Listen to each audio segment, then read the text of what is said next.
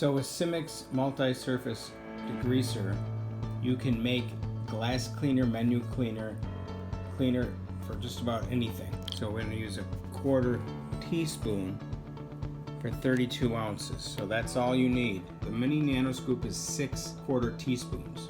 Okay, then just spray the area. Okay, spray the window. You're going to wipe it.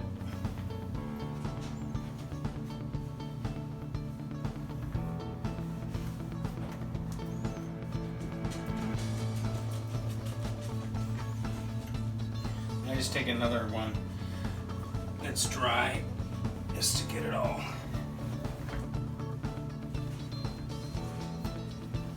And that was all complete grease. Now you can see it's completely clear, no residue, totally clean.